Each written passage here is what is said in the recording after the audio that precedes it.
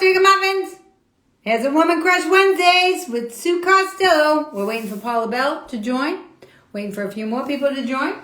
We're going to do the show, Sue TV, part of Sue TV. We're doing Women Crush Wednesdays every Wednesday night at 8 p.m. where I interview women. Last week was our first episode where we interviewed Jackie Cation, and we talked all about what it was like to be a woman in show business, in comedy, and it was a huge success. So we're going to do it again tonight.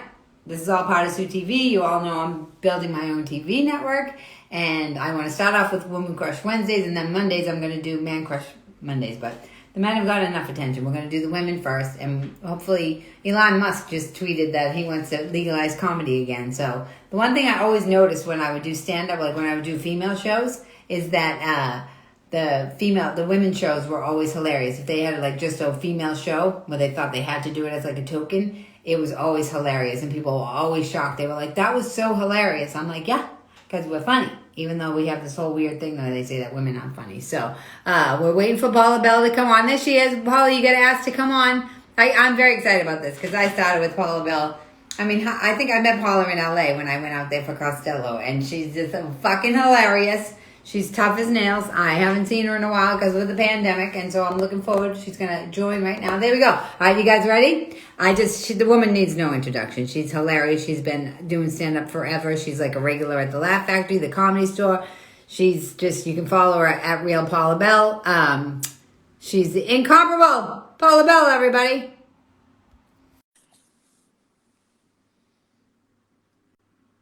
All right, I just let her in. Let's see. This technology. Oh, Paula! Oh my God, we did it. How are you? You're the first live person I've spoken to through the whole COVID. No, stop it. No, it's great. I fucking love Zoom and all this bullshit. I'm sitting here with no underwear. It's just fabulous. You really have no underwear on? Why? Why would I? I wouldn't put anything past you. I know you're a special host for me and everything, but you got to admit, this is great, right? You don't have to get dressed up to go anywhere. Glasses or hat, no, you got to just make sure that the face looks all right. Right? Oh, look at you. Hi. Hi. You're all excited. Where are you? The same energy. I'm at home. I still have the same energy. Always. Home. That's it. Where are you? Florida? No, I don't live. I'm California, Los Angeles. Did you think I was from Yes, Florida? that's what I thought. But don't you have a timeshare somewhere? I saw that on Instagram. Don't you have a timeshare? No. Is that not no, you? I have a house in Colombia. Don't you like my research? Yeah, I love your No, I remember you put up an ad one time about something that you had a timeshare or you were going to rent. Ah! So if any weekend, that's available. You got what? If anybody wants to go to Mexico. Oh, you got a timeshare in Mexico? Yeah. Is that what you're into now that comedy's dead? Comedy. Is comedy dead? I know a lot of people who are working. Where are they working? On Instagram, and they're in clubs, and they're like, hey, even though it's COVID, it's a packed house, and blah, blah, blah. I don't know. They're out there. They're out there spreading the virus and spreading the loves and the laughs. But I think it depends on the state, I think. I don't think you can do it in every state. You can't do it in New York. You can't do it in Boston. You can't do it in California. Right, but I think they're doing it in Florida. I think that's where they're at. I have to. Everybody's in Florida. Well, how many comics can fit in Florida, though? A lot if you get rid of the people there. Then who's going to be laughing? So Elon Musk put up on Twitter today that he wants to legalize comedy. Good for him. He wants to legalize comedy. Isn't that funny? No, because he's saying like it's illegal. Yeah, because he's saying like it's illegal to laugh now that we don't know what's funny anymore because of the cancel culture and everything. And I was just thinking as I was getting ready, I wonder what it will be like when we go back out on stage. Do you think people will be really uptight, or do you think we're going to have a huge surge? I think if I go back on stage, I'm going to do what I want, like you always did back in New York, and you're going to you're going to do it because it benefits something inside of you. I mean, yeah, we're making people laugh, but isn't it really about us? I mean, I might get, macheted or my head cut off, but I'm going to do what I want to do. I mean, comedy, I know comics go, oh, we're here to make everybody laugh and giggle, and we love making people happy, but be real. I mean, you're on stage because you're satisfied.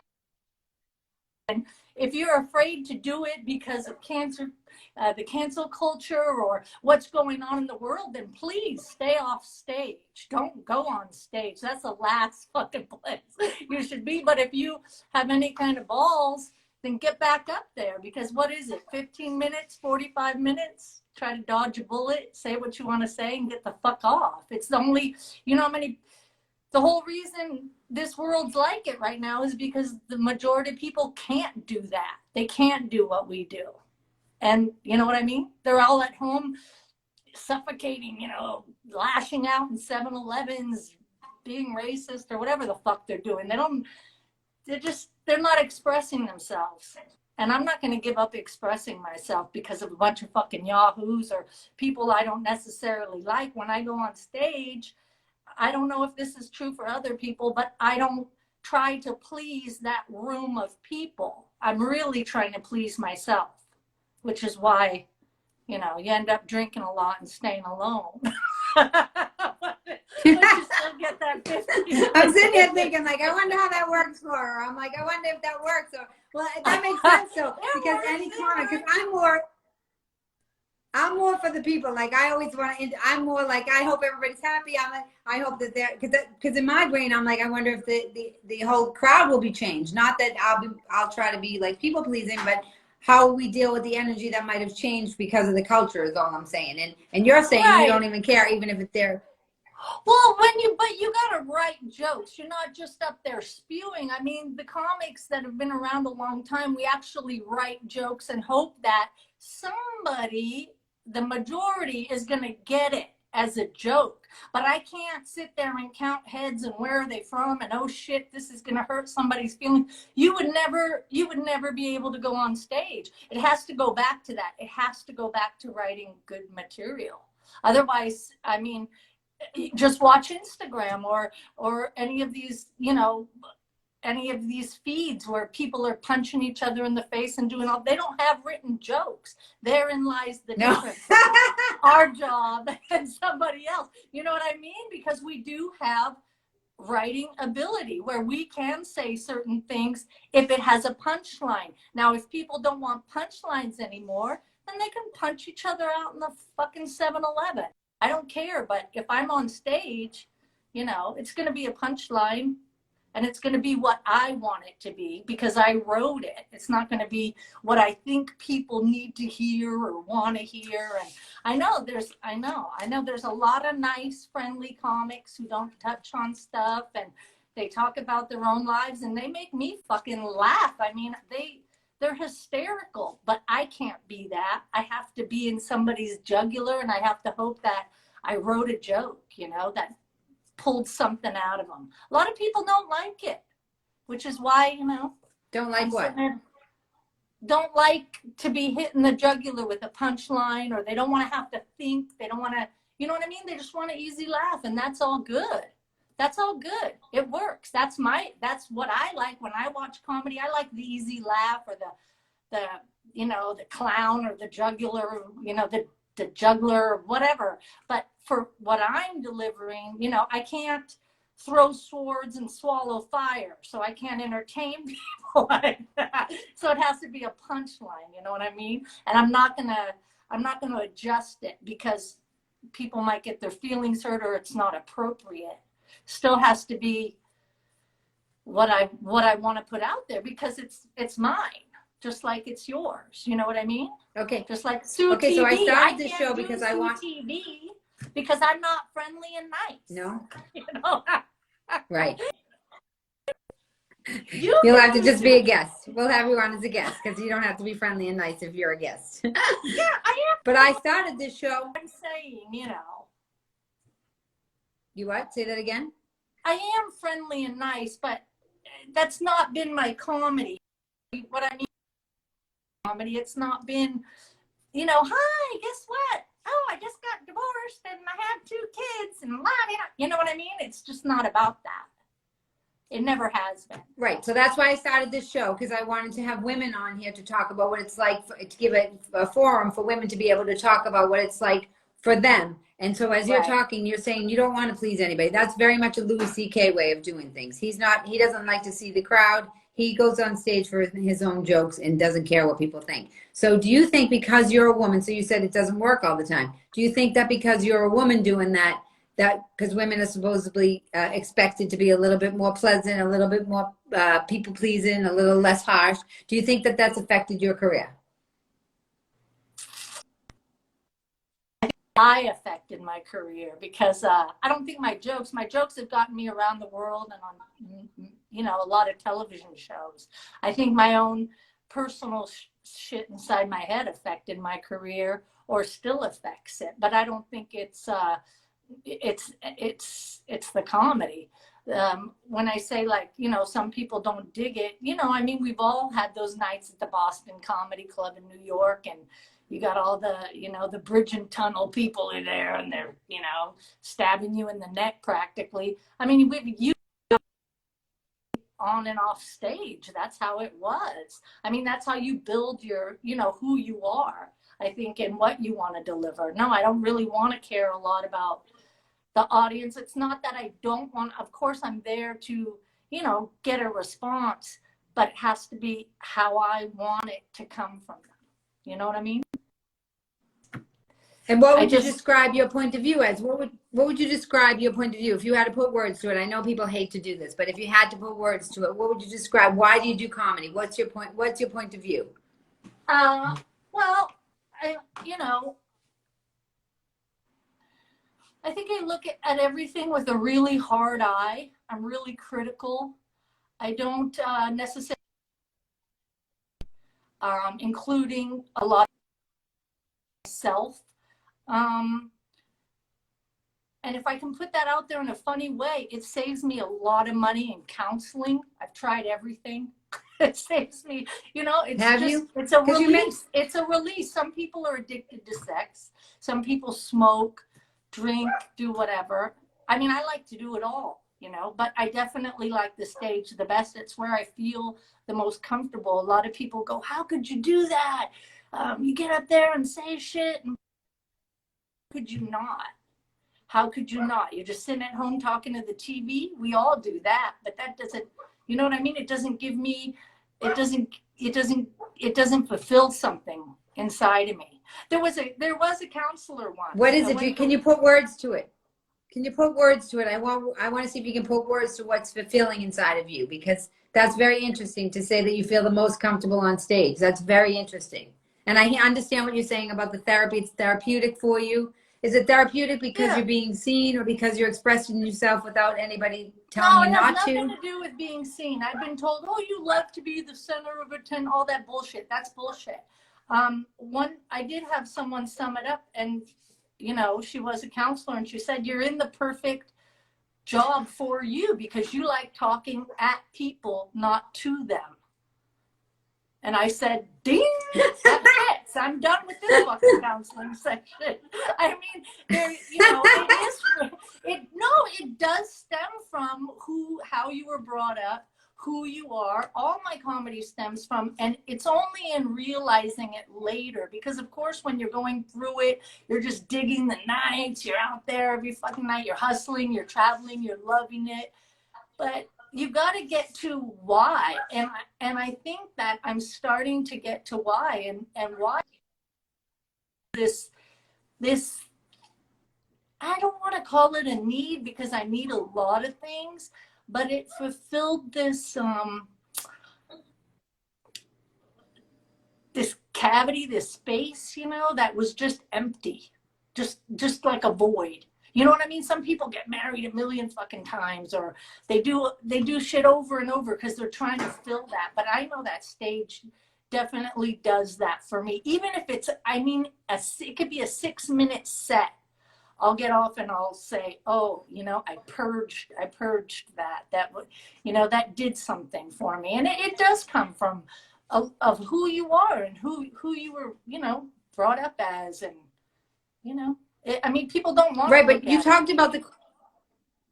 talked about the craft of comedy. Like, I want to go back to that because a lot of people don't understand the craft. Like, there's an actual craft. And I like the point that you just made about how people are at home and they're just frustrated. But if you have a punchline, you're crafting something. So as much as you're saying it's for you, you're still crafting a joke to deliver it for the people. So as much as you're saying, I understand that you're expressing it for yourself, but you're crafting a joke. That's a gift to the people, that's your talent. right? That's your talent. Look at what's out there, Sue. There's a million comics now because of YouTube. And they were like, they made somebody laugh on YouTube or some shit, and then they get an hour somewhere or whatever, and they can't fill it. Sit back and watch them. They can't fill it. It's writing. You know what I mean? I can always be kind of an acerbic asshole and look at things in a negative way. And because I have the gift of gab, sometimes I'll make people laugh with that. But if you want to make them laugh for 45 minutes, an hour straight, you have to have writing. You have to have that. And a lot of people, the newcomers, they don't. I sit back and I'm like, what the fuck? And they're up there in silence. Like it's some kind of weird fucking seminar. And I'm just like, wow, is this like an AA meeting? What the fuck is this? This isn't comedy. And you know what gets me the most about young comics who don't have writing skills? And I'm not saying all of them, a lot of them do, and you could tell their bits are solid. But that takes time. But what gets me is they really like that silence. Like, if you talk about the craft of comedy to me, I have to have a punch and it has to get a laugh. And if it doesn't, you can see it in my face. My face gets contorted really fast. And it's I'm not a good poker face. So I'll punch into the next joke because, my God, that silence and these fucking kids, they love it. The more silence they get, they feel like, wow, everybody's listening. This is great. It's all about me. You're just in the back, you just want to just off yourself, man. And they don't even feel it. They don't, because it's a whole new, different generation. It's the generation. How could they, right? Yeah. But for me. But if you asked any of those kids who they would want, But if you asked any of those young people, go ahead, who they would want to be is somebody who's a great joke writer. They would want to be somebody who is a great joke writer. They would want to be somebody who could consistently kill under any type of circumstance. So for people who don't know the behind the scenes with comedy, a lot of times somebody will tell you that they have 45 minutes of stand up and they really only have 15 if the crowd is bad. If the crowd is good, it's much easier to go on longer. You can talk to the crowd. You don't have to actually have the craft of stand-up. And I don't think that anybody's teaching anybody the craft of stand-up anymore either. And go ahead. No, go ahead. I was just going to say, I don't know if anybody's teaching anybody, and the clubs started squeezing everybody down, just like everything else in the economy. They started squeezing people down and letting people who take less pay on stage. So then the quality of comedy started going away. So that's why I'm fascinated as how it's going to come back, because what you're saying right now about the young kids is what I did Kevin Brennan's show when this first started happening. And he's like, it's over. The timing's over. The comedy's dead. It's over. And I'm wondering if it's going to be up to us, the people who have been doing it for a while, because I want to go back to talking about Boston Comedy Club too, because you mentioned that and people don't know. You buzzed right by that like that was nothing. That shit was hardcore, and people need to know, especially as women, what we were doing back then in those days in those clubs. But so the timing is going to be off, because even on Zoom, people doing stand-up on Zoom now, I mean, you get the laughs because you can hear the people in the boxes, but there's nothing like a live audience. So I keep feeling like we're going to have a huge boom. A boom. I feel like people are going to be so desperate to go out to. I hope so. And I think we're all going to be like. If you want to talk about, I feel like we're going to be like wild animals. People, yeah, and what you're saying about young people, they don't know the craft and all that shit. Here's the craft. Pick up a pen. Okay? Go out to a club and do an open mic 10 times. If the joke doesn't fucking work, stick it up your ass. There's the craft. Right. Keep a pen in your pocket. But they don't have the. But they don't want to do it. But they don't have No, but I'm talking about when it opens up again, like when it gets going again. because you said, oh, you know, they don't know how to do it. Nobody taught me how. Nobody taught. I knew innately I was going to How do did you that. do it then? I want to know, how'd you learn? How'd you do it then? I knew, I told myself by the time I turned 26, I was married in Santa Cruz, living on the beach with 2 young kids and a husband, a surfer. And I thought to myself, you know what? And I lived 75 miles from San Francisco. I started at Holy City Zoo, was at Boston, if you can imagine that. Back and forth each way from Santa Cruz to San Francisco. And I would stay up at night while everyone was asleep, and I started writing jokes. And for some reason, my jokes were a little bit blue, a little whatever. And I would go and I would write it and I would go perform it and come back. And I did that for like 2 years, I think, before I headed back down to Los Angeles. I mean, it's just, it has to be something you intrinsically want to do. You know, nobody taught me how to do it. I had to teach myself. And then, But did you watch people? Like, did you watch? No. Did you watch people so you knew? You just can't, it just jokes came out of you. Yeah, I just started writing these jokes that didn't even actually, like, they were the jokes I did on the Tonight Show 5 years later.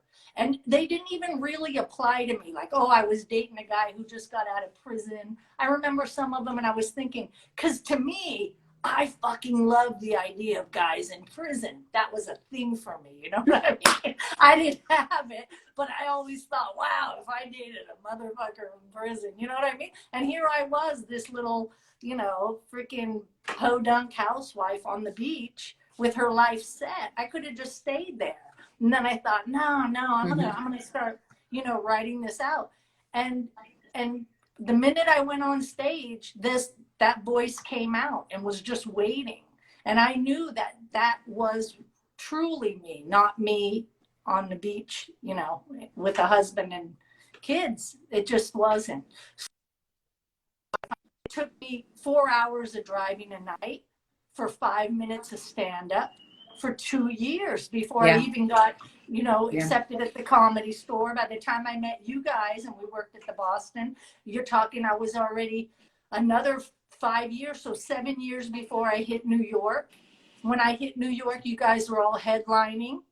All you, who was it? Handler, already, you guys own New York. That was it, you know, but it takes a long time. Yeah. It's not make some clubs are fucking high. The internet keeps cutting out. Yeah. It's just, it's a different game, you know. It's a different game. But you're talking about the hard work. Yeah, I don't think that the hard work, I think they don't know how much work. I mean, I used to go to Peking Garden with Kathy Byron. We used to drive for 2.5 hours to Northampton, get paid $25 to drive 2.5 hours back for 5 minutes. I know. And we loved it, though. We loved every minute of it. Did you love it? Did you love it? I still love it. I still love every second of it. I miss being on stage. If I think about it for too long, I'll cry. I can't believe that I can't. On. You're not gonna cry. It's gonna happen again. Yes. Please. Cry over something else. But I miss it that much. I miss it that much. Yes. Yeah. I think I realize I miss it more. Yeah. I think for myself, I really dig it now when I go on stage. I really like, wow, like before I didn't feel the seconds, but now I feel the seconds, and it's good. You know, it's good. What's your favorite club? The favorite stage, like the most comfortable one. Dangerfields is my favorite club. Stop it! That totally speaks to your point of view. That is like the darkest, hardest room to work. It is.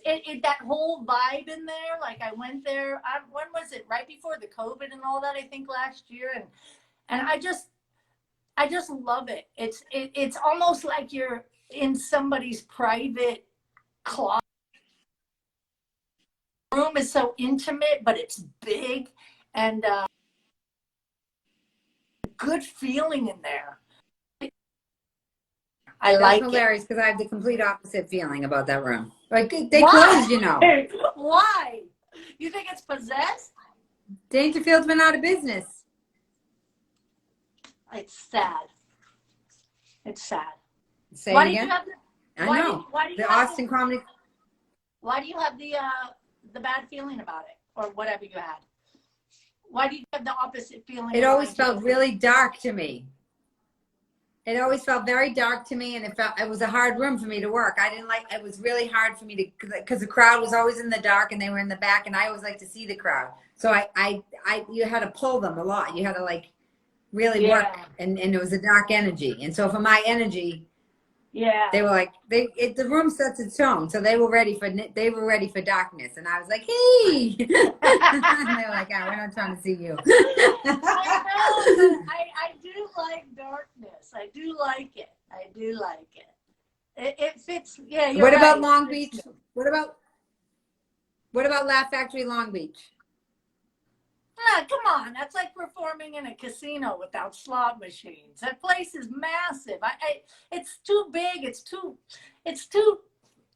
bubbly. It's too, I don't know. It's too, to me, it's too. See, that's carny. funny. That's one of my favorite places. Yeah. You like the See, I carny. like people to see this because look at the difference between me and you. The juxtaposition is so strong. Like you like the dark. You don't care about the audience. You care about performing for yourself, and I'm the opposite. I care about the audience. I'd rather be in the light. I'd rather be. Do you like to see the crowd or not see the crowd when you're on stage? Either or. That doesn't. Yeah. So I mean, I like them up front, but I mean, I'm not going to tune into them unless I want to. I'm not going to bring them in unless I want to. It is definitely, I'm a darker entity, I guess. So, yeah. I'm not like. I like it. So what about Boston Comedy Club? So Boston Comedy Club used to be down on West 3rd in New York City. And that was dark. That was very small, where Chappelle got his start. I have a poster of me with all the boys, with Chappelle, with Jeff Ross, it's an advertising, and it's Jeff Ross, Chappelle. Everybody what? Everybody was there. I mean, that was all I can remember. Yeah, it was like performing in, I don't know, that was a dark dank hole, man, with the cigarette smoke blowing in your face. You know what I mean? They should have gave out free tits at the door for all the breast cancer patients that were gonna fucking come out. Those people just blew it right in your face, and they just sat right at your knees. You know? It was wild. Do you remember the first time you worked there? Not the first time. I mean, but just going there and working there over and over. It just was one of those little. It became one of my favorite places because, again, I do like it dark and everything, and without the cigarette smoke. I'm surprised we're all still alive with everybody who smoked and blew that in our face, show after show. I know. After show. And talking, if you didn't smoke, I know. Yeah. By the end of the night, you were like, yeah. I mean, if you didn't smoke yourself, you did, really. You know what I mean? Because in New York, to make a living, I don't know if people know this, but in New York, to make a living, we would have to do 5 spots a night, Friday and Saturday on the weekends. You did 5 spots. So you'd have to, and so the shows are all at the same time. So you would have to make your spots scheduled correctly, and then you'd have to get from one place to the other place. Then run back down. Then Jamie opened the Laugh Factory down by Broadway, which was a big clusterfuck. I mean, it was just, but you just had to want to do it. And then it wasn't an issue. Other people would go, what? They wouldn't be able to handle it. But we're not those other people. You know what I mean? We got off the couch a long time ago. So yeah, I'll walk into a club with my friends, and literally they'll be like, "Sue, come on!" They're introducing you. I'll take my coat off and I'll go on stage, and my friends will be like, "I never saw anything like that. How can you do that?" I'm like, "I've been doing this for 30 years. I'm like 5 times a night on the weekends, and the stress of getting from place to place and not being late, not missing your money. It was like that was extra stress. You're like, I can't miss my spot. I'll miss the money. I need the money. Yeah, right. It becomes second nature. Yeah. Because a lot of them were far away. You always had to cab it or jump in a car with somebody, or it just was a grind, but it was the best grind. You know what I mean? It was the best. And it was a gamble. You had to gamble. Should I take the train or should I take a cab? Right. I took a lot of Sometimes you had to cabs. gamble. If you ran down the train, Yeah. you spent a lot of money. Right. You're supposed to be making the Yeah. money, and then you spend the money on cabs, and you go out to eat, and then you're like, God, I just Yeah. fucked myself. Now I have no money for the rest of the week. Right? No, it's true. It's Yeah. true. It's true. And then the dry cleaning for the smoky clothes.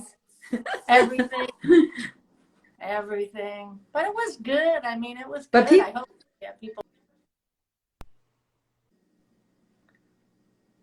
I wonder if we'll ever get back to that again. I wonder if it'll be a boom where as soon as we can get back in person, if it'll be a boom, if they'll open more clubs, if I feel like people are dying to laugh. I really do. And I feel like the cancel culture and all the sensitivity is going to back off a little bit because people are going to have had it. You can't live like this. You can't. You have to laugh. You can't. It has to bust. It'll bust. You know what I mean? There'll be a little bit of like, you'll hear some shit, but people will go back into the clubs because that's what people like to do. People like live entertainment. We are the last of the fucking carnies. It's us or, what Ringling Brothers doesn't exist anymore. There's no more elephants and tigers for you to go see. You have to go see the real wild animals, the old fucking comics. Hopefully they'll have some kind of fucking retirement ban they can pull us around in from club to club. That would be kind of nice. It's funny. This guy says it's going to be slow, but the real comedians will flourish on that. I really do think so. I think the people that are really seasoned are going to be able to come out because I feel like I'm like I'm going to be like a wild animal I'm going to love it when I can come. I feel like I'm being held back right now. And so when I go on stage, when I can go on stage, I'm going to fucking kill. Like there's going to be no stopping me because I've been holding back this whole time. It's not like You've always had that energy. You're always like, so yeah, you'll be the first out there, definitely. I love it. You have all the clubs. I love it. In New York. What clubs are left? The clubs in New York, and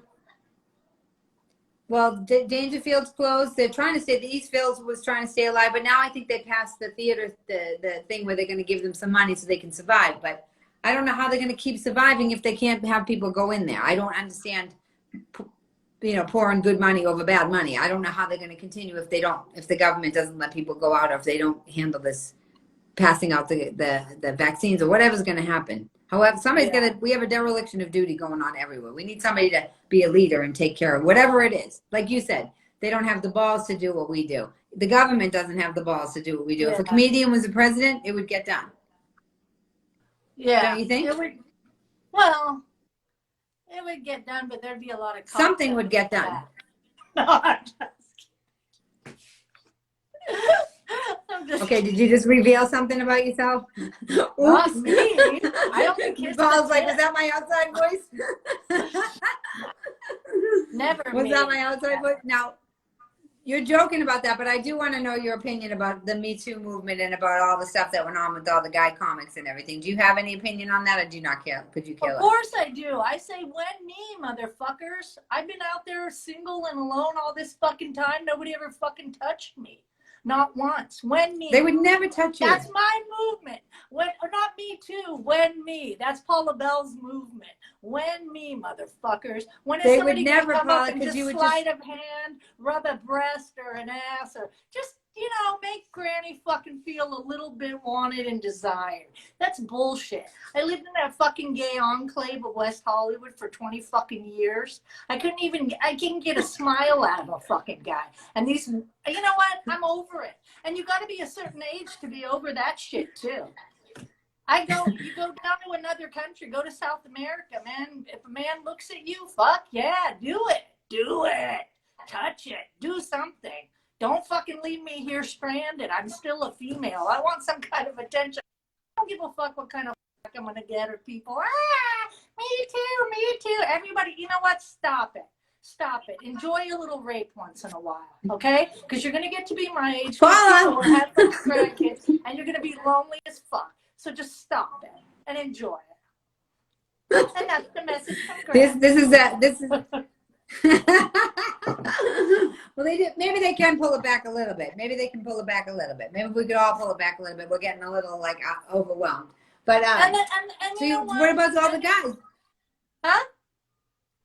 What? I want to know about the guy comics that have been accused of all this stuff. Do you care? Have you experienced any of it? Have you been around any of it? It's not my business. It's like you go to and it's not my fucking business. I'm doing my time, and that's all about me, like I said. And it's not my business what they do with their time or the girls. And let's be real. Let's be real, Sue. Okay, because we're both female comics and have been up there, and you know that the first people in the audience to make laugh are the hardest ones are the females. If you don't get them, you don't get their dates, you don't get their boyfriends, you don't. And then guess what happens? If you're a male and you go on stage, you could be a fucking Ralphie May or whoever the fuck. You could look like whatever.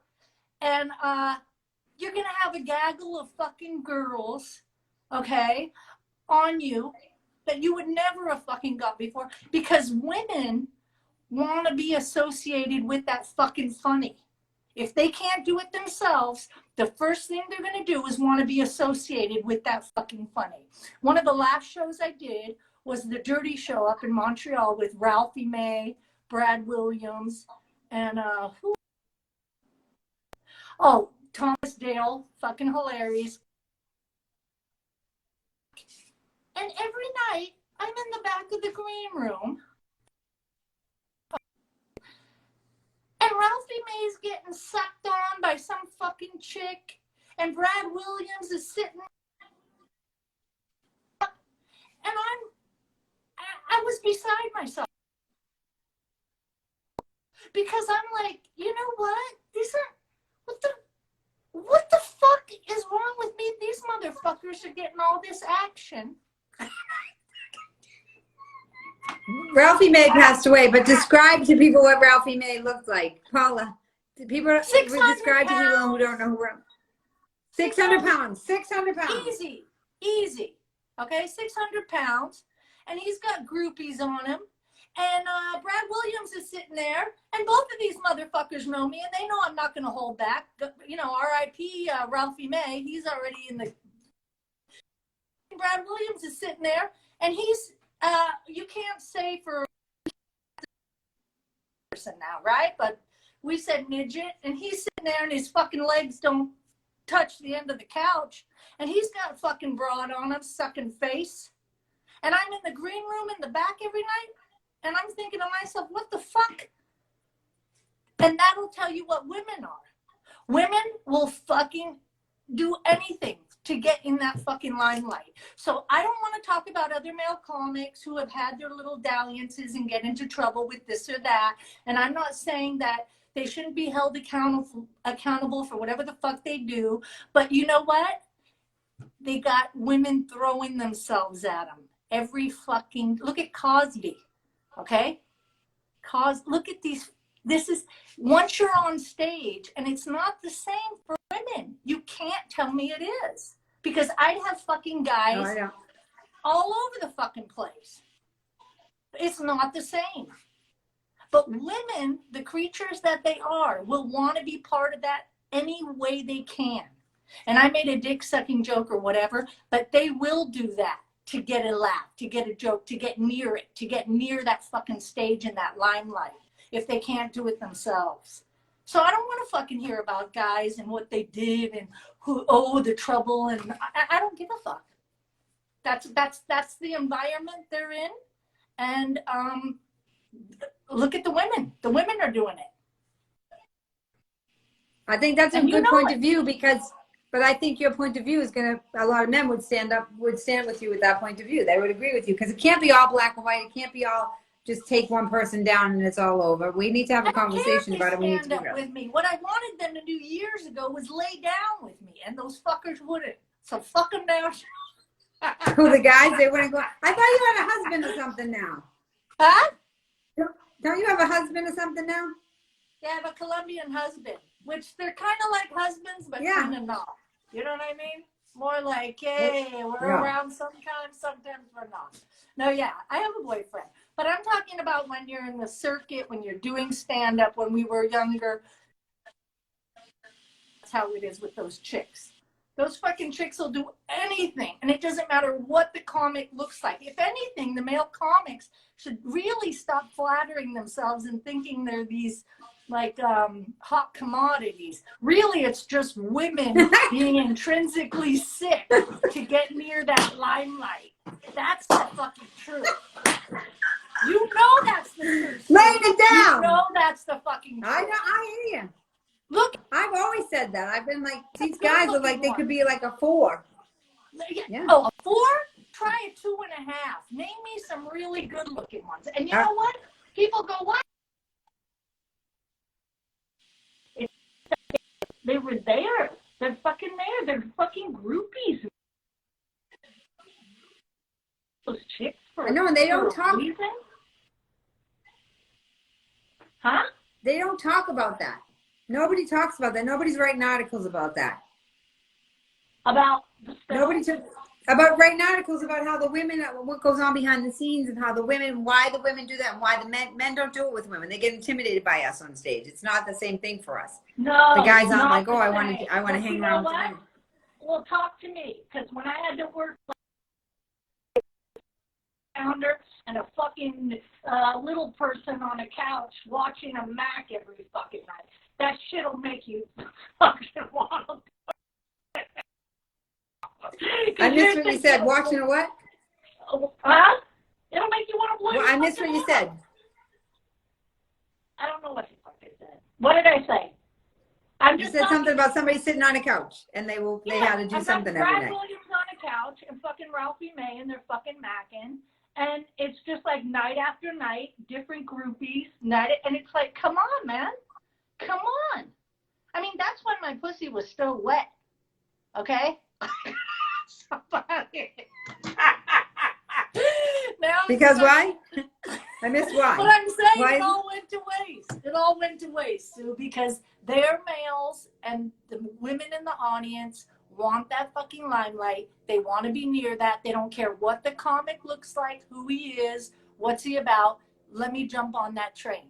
That's what it's really about. I don't know why all these articles I read about all these male comics, but they really need to talk. I read one and the girls were going in the hotel room and then I don't even know who the comic was, but they kept going in the hotel room. Well, here's another great idea. Hey, is this called a living room? No, they're called hotel rooms. They have beds in there, you stupid fucking twits. Okay? Nobody wants to talk to you about your life when there's a king-size bed and a hot tub right there. Nobody gives a fuck about who you are. Okay? Why would you go? Oh, you know what I'm saying? It'd be like me, like, luring young boys in off the street. Hey, come in here. Granny's going to throw a skateboard in her bedroom. Why would I do that?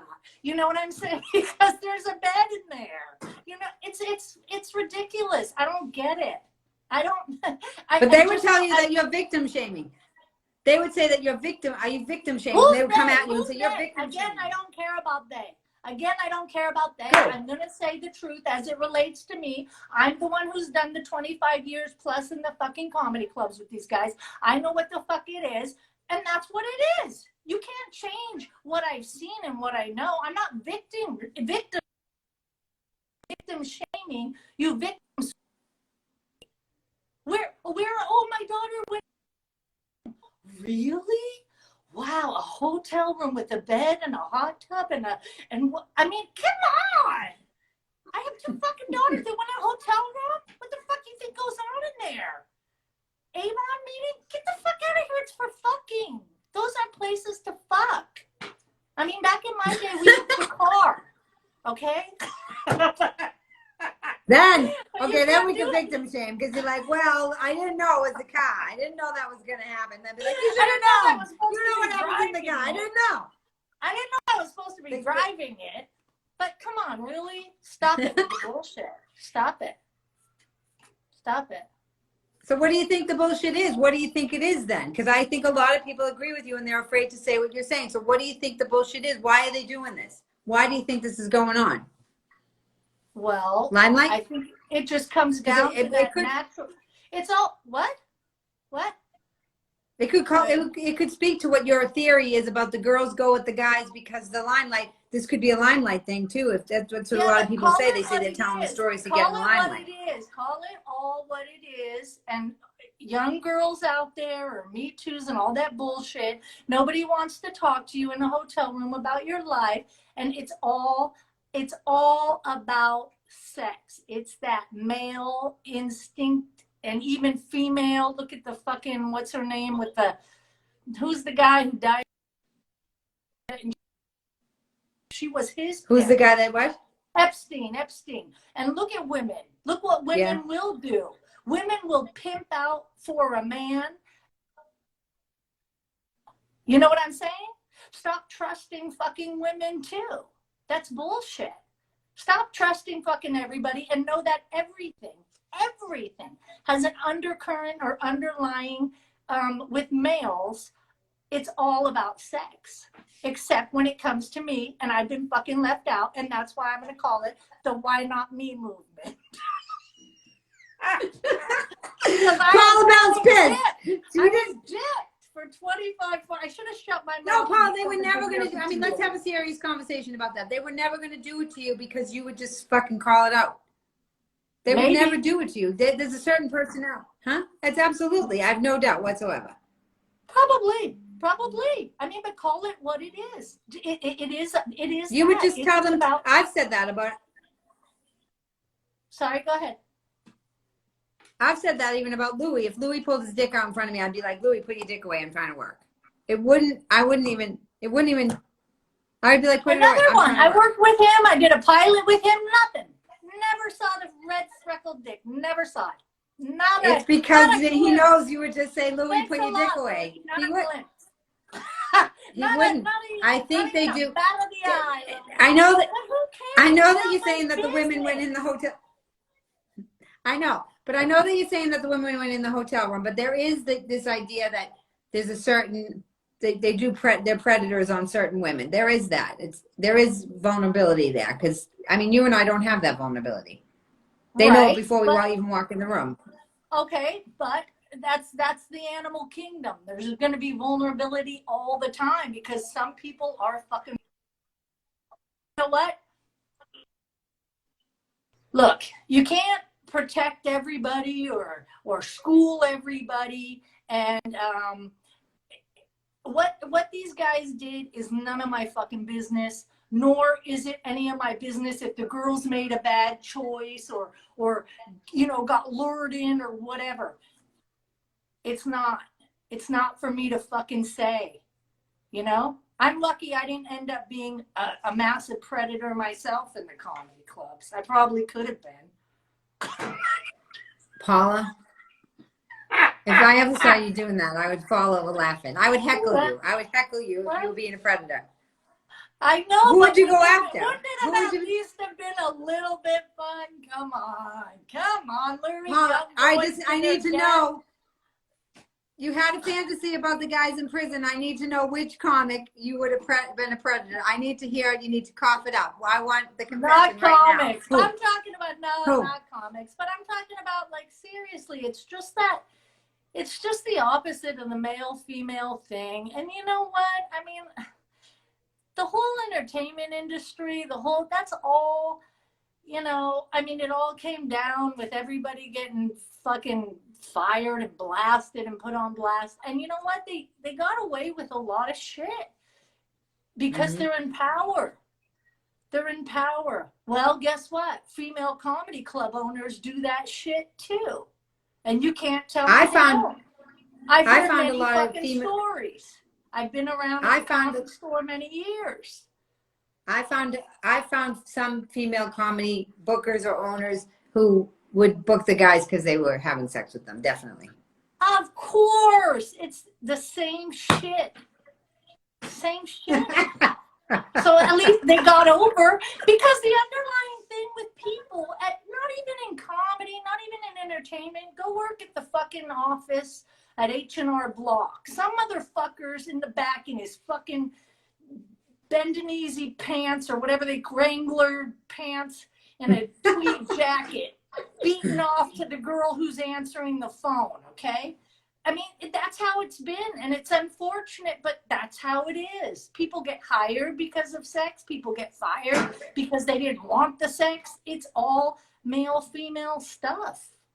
But I think it's power. I don't think it's sex. It didn't start with comedy. It didn't start with No. comedy. I mean, and it's not going to stop with comedy. It's going to, and they'll, people hopefully will wisen up to that shit. I'm just wondering, now you have to, not me because I didn't have the chance, but the chance. Oh, I'm going straight to hell for this shit, but I don't give a fuck. But who's the guy Harvey Weinstein or whatever? Well, a lot of those actresses are really gonna have to be good fucking actresses now.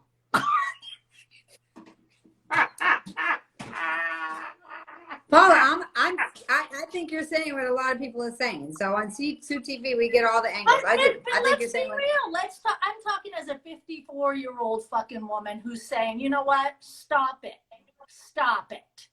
Because that was one of the big stories. I mean, I do read a lot.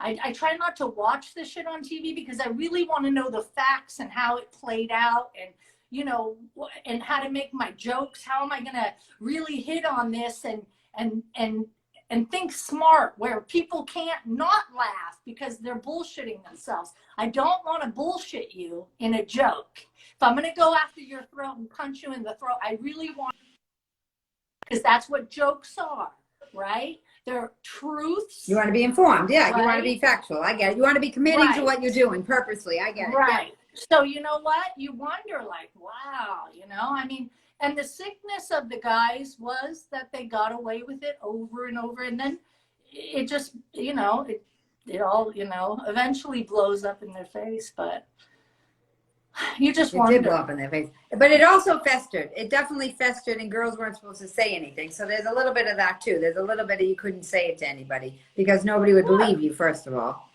And you'd get terrorized. You'd lose your job. And so there was some of that, too. But speaking about it out loud, even the way we're speaking about it right now, is very good.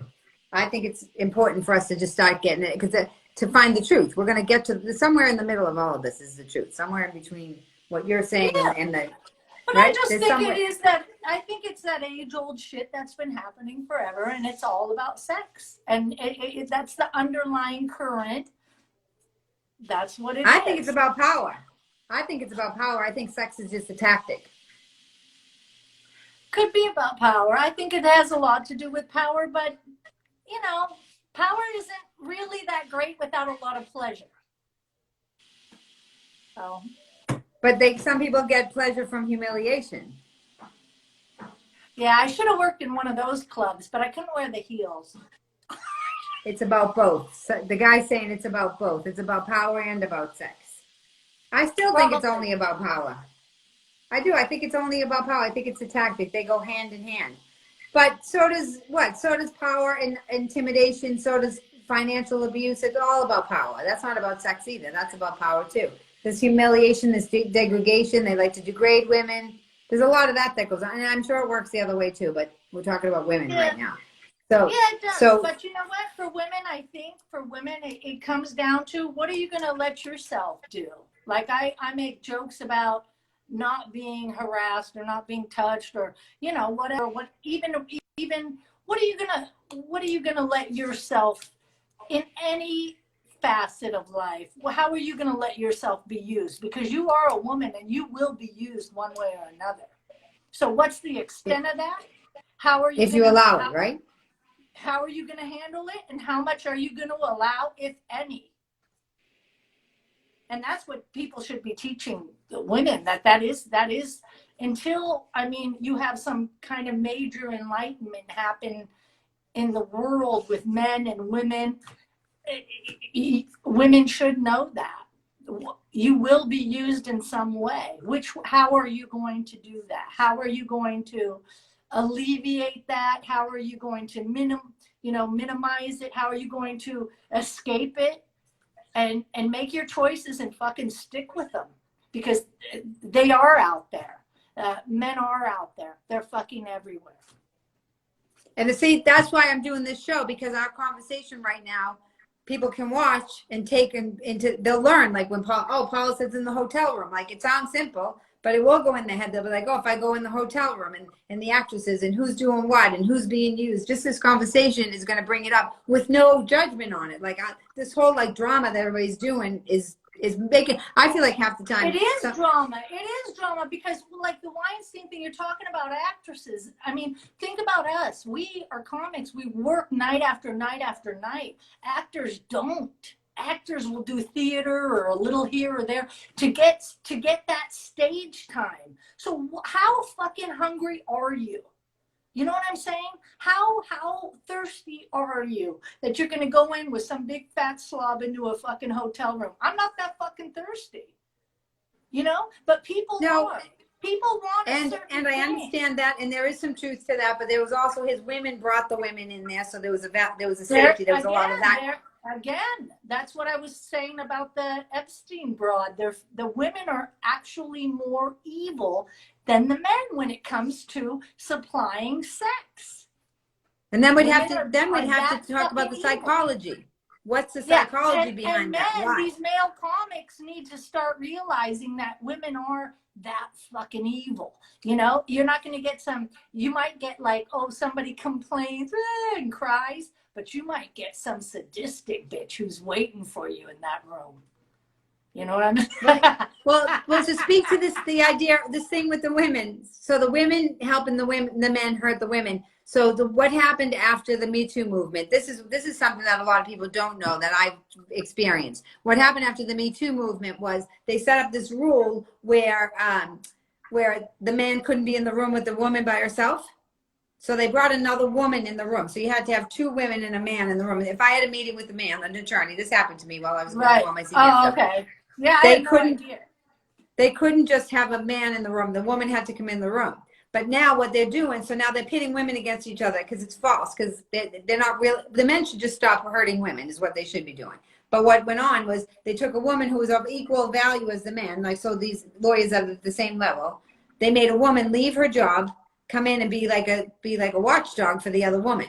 So now they're being degraded by not doing that. Now they have to watch the other woman, and they have to kind of feign empathy while the attorney's still fucking trying to fuck you financially. So that's what they do to the women. They set them up and they make them mad at each other in a way. So they're degrading the other. Do you see what I'm saying? Like the woman attorney's the same level. But because the man can't be in the room, now they're making this woman come in. So they're creating this thing with women. It's bullshit. They're making the women go against the women for their jobs.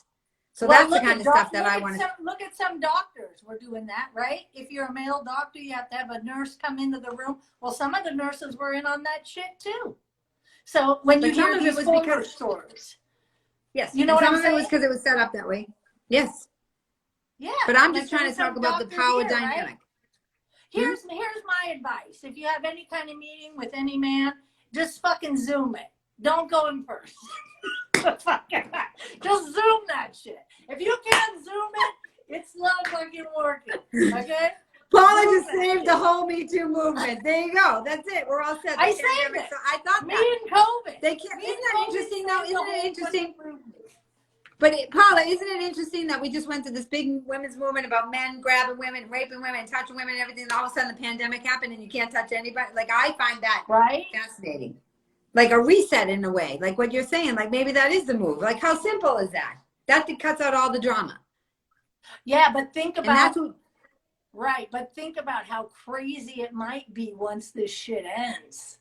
Maybe that's why they're holding back on the inoculations and all that bullshit, because they know these wild animals are going to be loose on the streets mauling fucking everything they can get their hands on. I bet.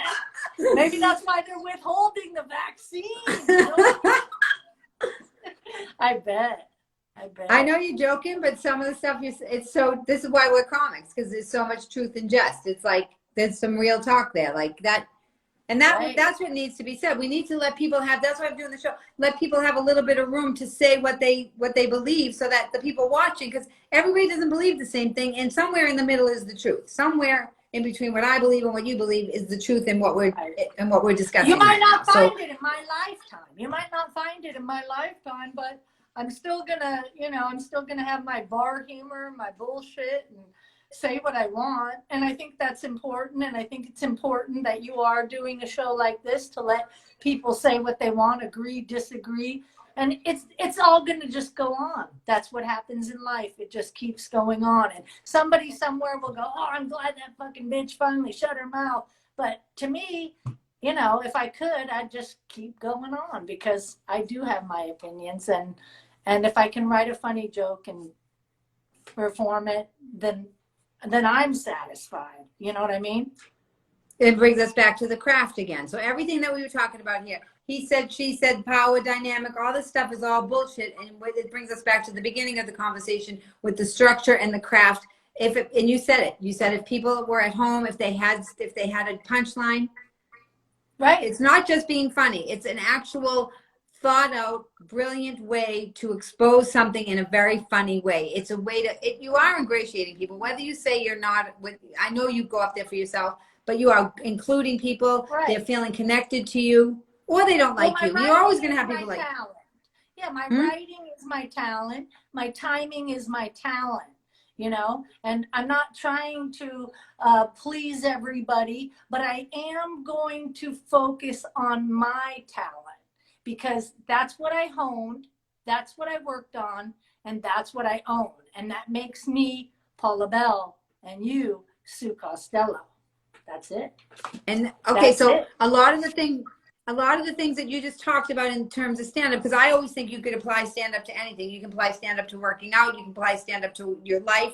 The idea, so what we have with stand-up is a structure. I was taught by the best in Boston, you have an opening joke that lets people know who you are. You have a closing joke that kills no matter what, so you can get off stage if you're bombing or anything. You have that closing joke. And then in the middle, you do your jokes, and you start off with 5 minutes, and then you pull out a joke if you're going to do a new joke and put the new joke in between the other jokes. So I started thinking how that would apply to life, like how structure in life would help us. And then you said having values. Who are we? Sticking to who you are. People aren't going to like you, but if you stick to who you are, the idea of like, I mean, everything that you've talked about with stand-up, like I'm doing it for me. And then because you're doing it for you, it's making other people inspired to do it for them. So you just said you're Paula Bell and I'm Sue Costello. We don't have to, you're totally Love Dangerfield. I'm horrified by it. But we can still find the common ground of what we're talking about here. Right. We both do ourselves. Side, Sue. Come to the dark side. Come to the dark we both do, we both have come up, you've been doing stand-up for how long? 25 years. How many years? 20. And I've been doing it for 30. Yeah. So we've both come up and had the similar experience in terms of having to hold on to ourselves. And in terms of what you said goes on, like I had a thought, I was in the sound booth one time at Gotham and a guy grabbed my ass. I was hosting. And he grabbed my ass. That's obnoxious. And I said to him, what are you doing? He's like, oh, I always wanted to do that. Uh-huh. But it you was so didn't turn bizarre. around Like, and well, grab his nuts? Like to me, I would have turned around right away and made it like a grab for all because you're doing that. I'm gonna violate you. Like this, I'm about like let's get the violations. You know, fair game. Like, even. Which is why nobody's ever touched me. Well, Paula, that's why no one's ever fucking sexually harassed you because you would grab them by the balls back and they know it. Oh, wow. Me, I must be still a little vulnerable somewhere because I don't know why they grabbed my ass. But I want to recap everything that you said today. Okay, so you said that the women definitely go after the guys on stage for the fame. You see a lot of that on the road. I saw all that. Years of that.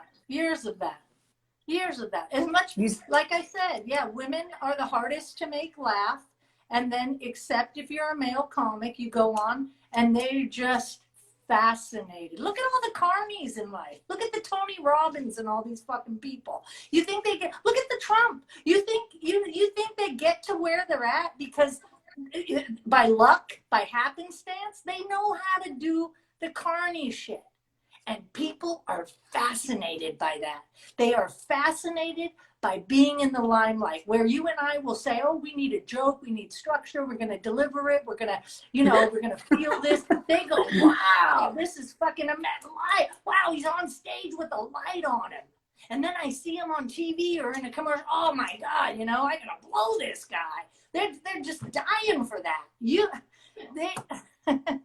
Okay, you're saying such deep stuff here. Paula, I know you're being funny, but you're saying such deep stuff here. So You're talking about shadow artists. You're talking about wanting a piece of the talent. You're talking about that goes on a lot. That goes on in Hollywood all the time. Absolutely. Right? Men should be careful, especially if you're a comic and you're fucking these young girls, because these young girls are really sucking out a little bit of your soul.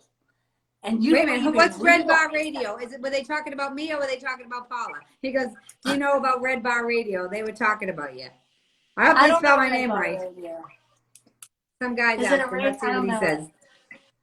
They're probably talking about me, talking shit about me, that I'm a big mouth. I'm always like, spell it right. Say whatever you want. SUECOSTELL. They're talking about me on Red Bar. I think that's that guy that said he was going to do a whole episode about how much he hates me. I hope he did. Get me more press. Right, Paul? I mean, we've been through so much, it doesn't even faze us, right? Right? Like, stop talking and start doing something. We're talking about Me Too movement. Reach out and touch somebody, motherfucker. No, you made a good point also about how people are at home frustrated right now, that they should be more, they could find out who they are and be more direct. I think that is going to start happening more.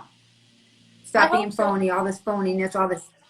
I think it is. I think people are going to be more direct. I think that's what they were attracted to Donald Trump with that, because at least a lot of people said he was an asshole, but at least he was saying who he was. So now hopefully we can enter into an age where there's less of that. Look who he fascinated. Look who he fascinated. He fascinated the simplest, most ignorant people here. They were fat. They loved it. They really believed this was a successful business person because the two producers from the reality show made that shit happen. I mean, it's carny shit. Well, it's carny shit. I agree with you to some extent, but I don't think that they're as ignorant as everybody's saying, because I think that that's a disservice by saying that. I think there's been disenfranchised people for a very long time, and he was introducing something that was different.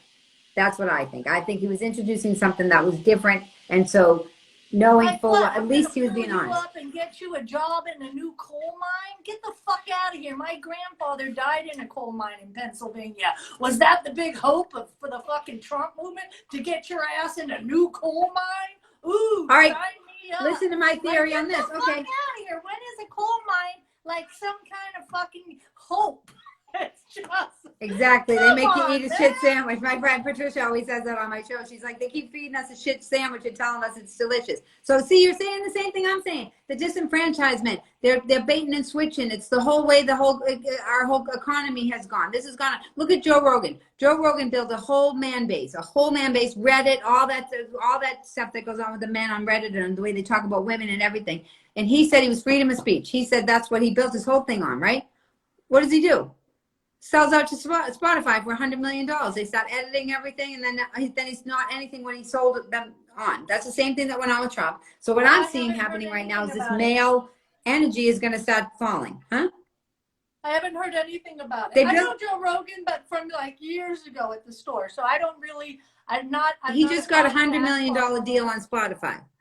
Oh, okay. He got $100 million deal on Spotify, but he kind of bait and switched his followers because his whole thing was based on same thing happened with Trump. That's what's going to shake out if he was lying. I had the feeling that he wasn't for the workers in the very beginning as well, that Trump wasn't, and it's just going to shake out. I think what's happening is this male, like kind of like you said, carny thing. It's out of style now. I do think that the power is shifting in a good way. I think that women coming in is going to be. Is going to help the energy. I think somebody like you who speaks the truth like that, it's going to be more, people are going to be dying for it now, as opposed to, like you said, you're not for everyone. I think you're going to rise up as soon as this pandemic is over. People want to hear the truth, and they also know they don't want to be bullshit. I'm going to rise up after this Zoom is over and get a beer and relax. See how inspiring I am? I'm already rising. Paul's going to be ripping people's heads off. All right, listen, where can people find you? Right here, Real Paula Bell on Instagram, and that's it. Peace out. Not on Twitter, right? I tried to find you on Twitter. I couldn't find you. I went off Twitter. Oh, I went off Twitter a long time ago. I went off Facebook, or at least I tried. I don't know what the fuck. Hopefully, I'm already off Facebook, because all this social media for me, it's not me. They're not hearing my voice. They're not, me on stage is different than me on Twitter, is different than me on, you know what I mean? If I wrote people letters through the U.S. mail, they'd be like, whoa, what the fuck? You know, they'd report me for hate mail and shit, but they wouldn't hear my voice and know that it was a joke or, you know, so Instagram's the last thing. I'm not going on TikTok and dance and do the bullshit. I'm going to make my own app called Scratch and Sniff and let everybody get a whiff of what a 54-year-old granny fucking smells. That's why I wanted to have you on, though, because I wanted you to have the platform so people could see who you are. Because I'm sure, Paul, there's tons of people that agree with what you're saying. I appreciate you. It's been a long time. Hopefully the clubs will open up, and hopefully I'll get to work. And I know you will be. You'll be the first out there. You will be the first out there. I know it. Sue TV. And it drives funny when I have to stay in the hotel room with me. All right, take care. Have a good night, Sue. Peace out. Bye, you too, Paula. Thank you.